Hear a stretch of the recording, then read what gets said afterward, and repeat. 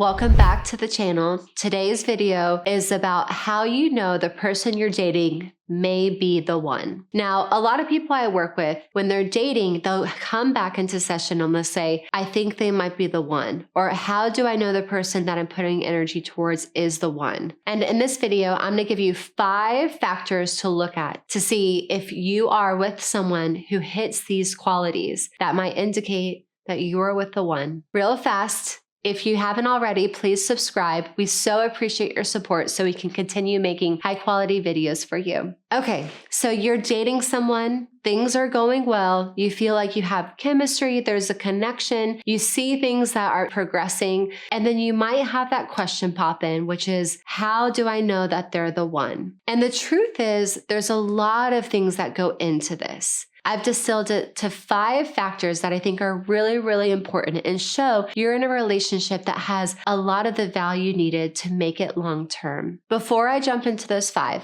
I want to say a lot of times when I'm working with someone and they're dating and they're really trying to find the person that they can create the best life with, that they're the most compatible with, a lot of times they'll come in and they'll say, I think I've met the one. That there is some sort of intuitive, expansive opening of the heart, that we kind of feel it. But depending on if we've been through different trauma or wounding with dating or relationships, or maybe our attachment style is a little more anxious or avoidant, we don't always trust that intuition. And so while there might be that spark of, okay, I think that there's something here, we need the mind to catch up in a lot of ways. And so this is why I've created this video, to tell you, if you feel that feeling and you have these 5 things, I think it's safe to say you can continue to move forward and know that this relationship could be the long-term partner of your life. The first factor is that you both have shared values and life goals. So you want to be able to have a sense that your paths are in alignment,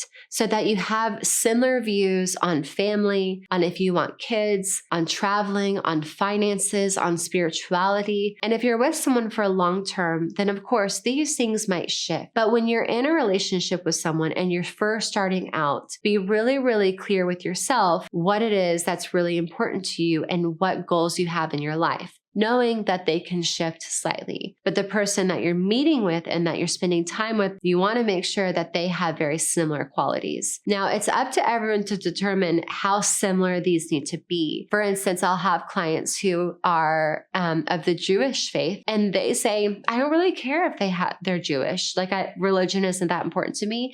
And then I'll have some who say, I really want to be able to share these traditions. And so either someone who's willing to convert or is already Jewish, that's what's really valuable to them. And so it's really important to know all our values and our goals ourselves, and then to see if it's compatible with another person. The second factor is mutual respect and support. So this is where you're both able to look at each other and respect each other as individuals. So you're not trying to make the other person you, that you're not controlling them and they're not controlling you. You're both able to come into the relationship as full people. That means you respect your viewpoints, you respect what you're working on, you respect where you came from, and there's a general sense of support. So a lot of times I'll work with a couple and I can tell there's just no respect. And if there's no respect, then the trust gets lost, connection gets lost, intimacy gets lost. And so if you can think about the person that you're dating or a person that you want to date, and you think about, how would I show them respect? How would I show them support? And how could they show me respect and support? This also means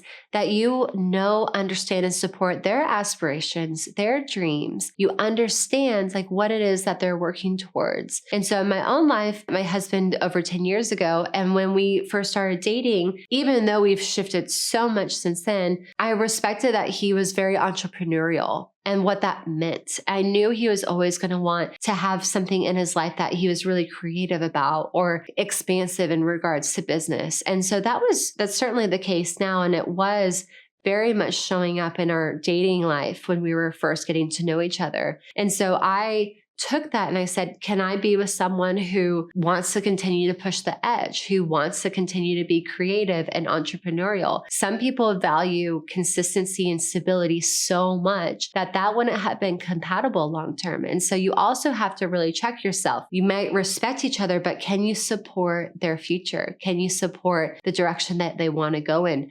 Can you respect their aspirations and their dreams? And can they do the same for you? The third factor is effortless communication. Now, this is that feeling that you have with someone and you say, we went for coffee and then 4 hours later, we were still talking, or we had dinner and we just kept talking all night. That there is an ease to how you talk. And of course, everyone can build skill around communication, but I find with the person who can be our life partner, it just clicks in. And I even feel this when I'm working with clients. I'll do consultations and there's some people where what I'm saying, they're just not getting. And what they're saying, I'm getting confused back. And the conversation, the communication is really choppy. And then I'll have a consultation the next hour and it's just like we've known each other forever. That there's just this synergy between how we communicate. And so this isn't about conflict and communication always being perfect. It's just that there is this sense of being able to open up to talk about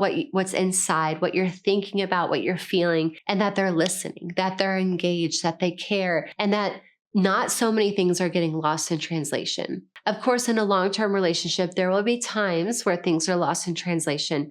But when you're in the dating phase and things are quite light and you're having fun, how easy is it to share your vulnerabilities? How easy is it to talk about your family? And how easy is it to talk about some of your fears? These are some things that you can check in with yourself next time you're talking to the person you're dating. And you can see, do I feel safe? Does it feel easy? Is communication effortless? The fourth factor is trust and loyalty. So trust, like you probably can assume, is such a huge factor in a long-term relationship, that the most satisfying relationships have a high level of trust and loyalty. And so when you're dating someone, you haven't had the chance to be in a really long-term relationship with them. So likely you haven't been betrayed. You haven't gone through the challenges, the valleys of a relationship that hopefully gives you the strength to persevere and go long-term. So when you're in that dating phase, can you trust them? Do their words match their actions? Do you have a feeling that you can be vulnerable around them? And do you want to be loyal to them? Many people that I work with, and it tends to be the males that I work with,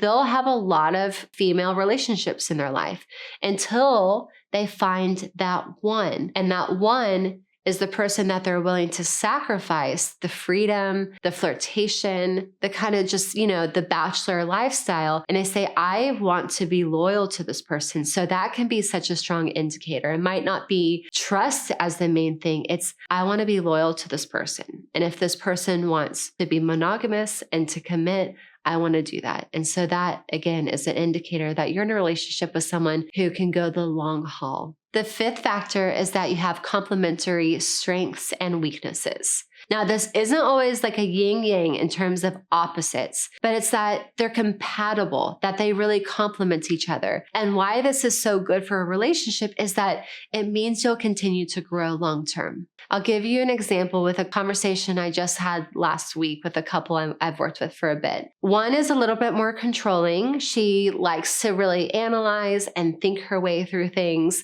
That means if she gets an invitation to do something social, she's going to put it through her filter of, do I like these people? Do I really want to go? Less spontaneous. Like she's putting it into a plan. And then her partner is a lot more spontaneous. He's like, I say yes, and then I just do. And one of the things that happens in relationships is we tend to want the other person to come all the way to our side. And so it would look like either her becoming completely spontaneous or him being a lot more rigid. And the key, I think, when you have this complementary strength and weakness, you can think about it in terms of walking. It's not that you always want to be rigid or that you always want to plan or that you always want to analyze. And it's not also that you always want to be spontaneous or that you always want to say yes. If you're only leading with one versus the other, then you're going to get out of balance. And if you have a person reflecting a more spontaneous nature while you're a little bit more controlled,